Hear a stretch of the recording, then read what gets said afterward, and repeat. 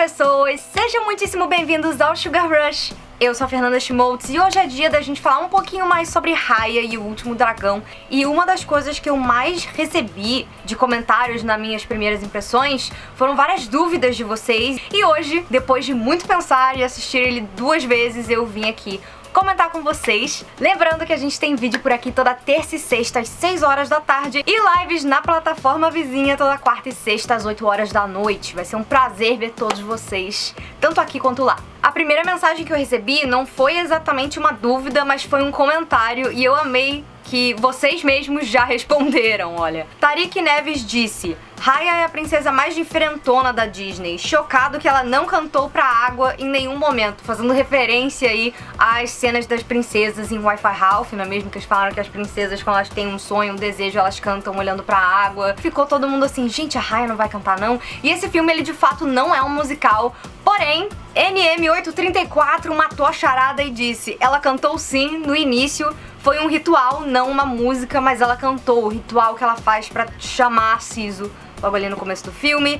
Tinha uma água ali, um líquido que ela tava jogando, então tecnicamente até foi, mas eu sei que eu adorei essa interação de vocês, então eu não pude deixar de mencionar. Provavelmente a pergunta que eu mais recebi pra esse vídeo era sobre a questão dos dragões terem sido petrificados, porque aqueles não voltaram da primeira vez, mas voltaram da segunda vez. A ideia toda, que é explicada no começo do filme, diz que os dragões se sacrificaram, mas aí a poderosa Sisu Datu, que foi a última dos dragões que sobrou, foi lá, usou a gema do poder e selou a magia dos Drum pra sempre. Mas com isso, os dragões sumiram. Eles fizeram um grande sacrifício pelo mundo e pela humanidade. A ideia era que todo mundo se juntasse por causa disso.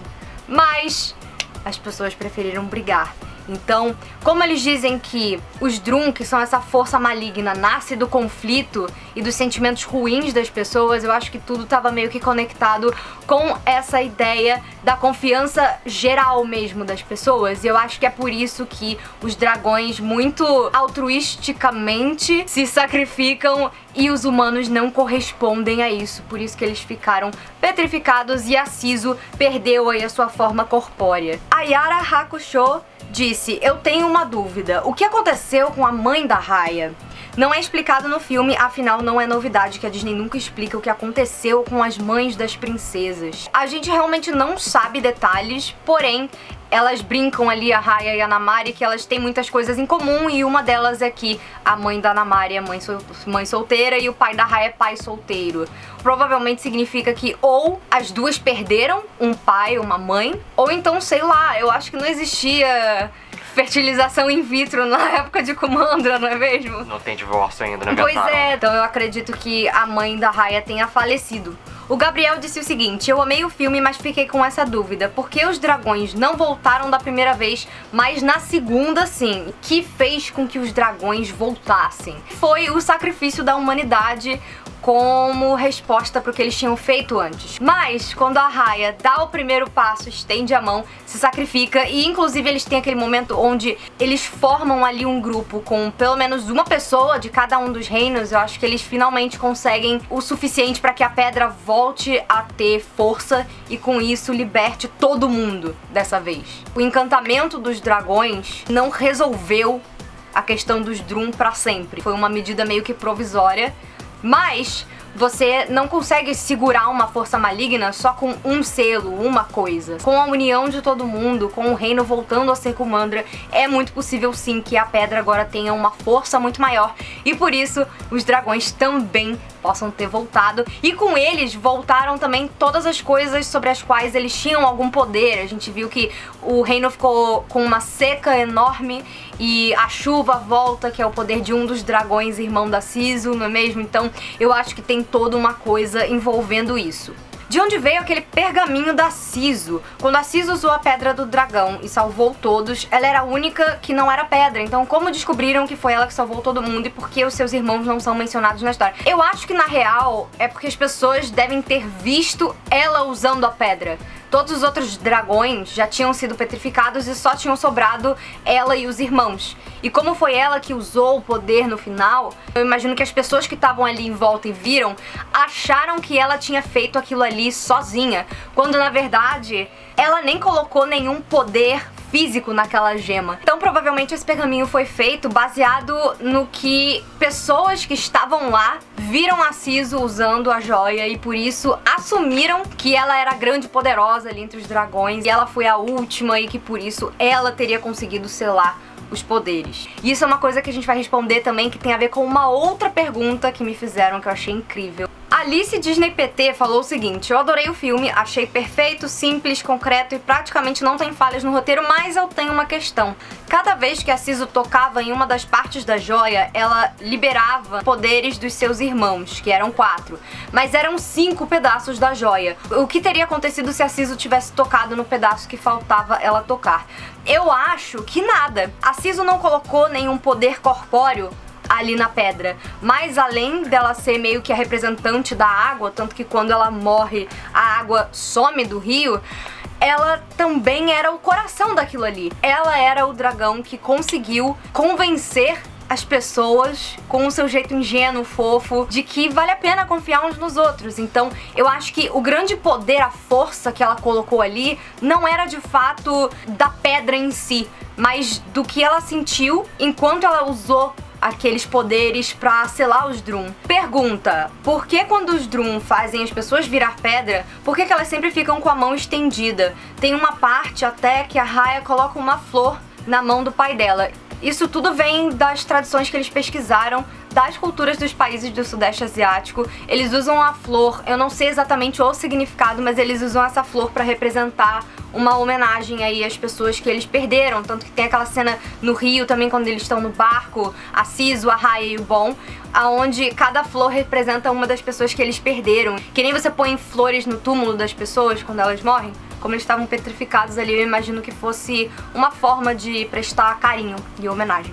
O Alaiton Rodrigues falou: a única dúvida que eu tenho é o que forçava a Anamari a ter feito tudo o que ela fez. Tipo, não me pareceu ser pressão da mãe, já que ela aparenta ser bem independente nas suas decisões e a sua mãe não parece ser essas coisas todas não, no sentido de má e impiedosa. Bom, se ela não queria aquilo, o que é que ela queria?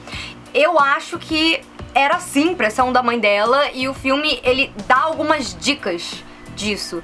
Não só a gente tem os nossos pais como inspiração e a sociedade onde a gente vive, a gente aprende aqueles valores. E como o Reino da Presa era um reino de guerreiros, eu acho que a forma com que não só a mãe dela, como todo mundo lidava com as coisas, era de um jeito bem belicoso. Então a galera não confiava nos outros e se apoiava na força bruta. E no final, quando rola aquele momento em que a Anamari vê a Siso e resolve querer colaborar com ela e com a Raya, mas ela não consegue, vem muito do discurso que ela acabou de ouvir da mãe dela um pouquinho antes, que ela fala: por que a gente não ajuda a Raya e volta todo mundo? Mas a mãe dela pensa como alguém que está em guerra. Quem garante que quando todo mundo voltar, eles não vão se juntar e atacar a gente, destruir o nosso povo? Tanto que nessa mesma cena, logo antes, quando a Anamari tá voltando, ela tá ensinando pras crianças que a comunidade deles só sobreviveu porque as pessoas foram corajosas e trabalharam em equipe. Então eu acho que era mais uma questão de você confiar no outro, no estrangeiro, na pessoa que não está vivendo da mesma forma que você,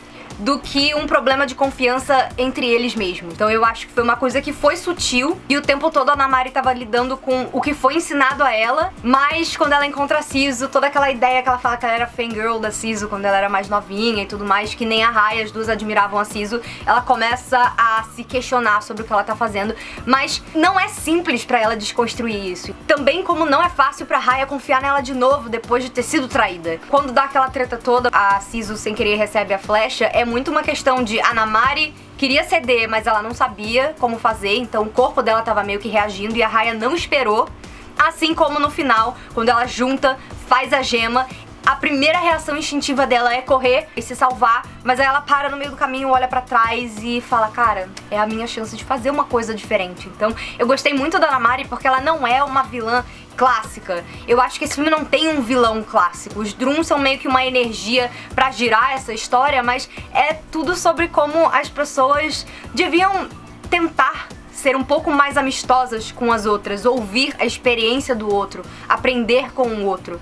Eu achei, de fato, muito bonito e eu não acho que a Namaari tinha nenhuma motivação ruim. E a última pergunta que eu tenho certeza que vocês estão curiosos, porque eu tava muito curiosa também, tanto que eu fui atrás da resposta pra gente, é sobre duas expressões que eles usam no meio do filme, que não são em nenhum idioma que a gente conhece e que, de fato, são de um idioma inventado pra Kumandra, baseado em algumas palavras de línguas do Sudeste Asiático. A Ana Carolina perguntou: quero saber o que houve com a mãe dela, isso a gente já falou, e o que é Binturi e Depla. Então, Depla na verdade era uma loja de revelação de fotografia, quando a fotografia era analógica, lembra? Não.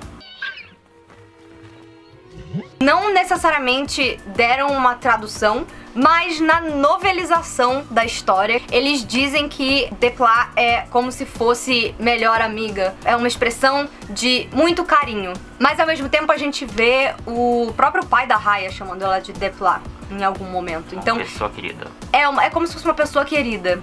E eu acho que no caso da Raya com a Namaari, a Raya tenta usar no início no sentido de melhor amiga e depois elas usam isso de forma sarcástica. E uma coisa bonitinha também sobre o Depla, essa primeira parte da palavra, o Dep, acho que na língua do Vietnã tem alguma coisa a ver com beleza. E eu acho que é uma coisa de beleza interna.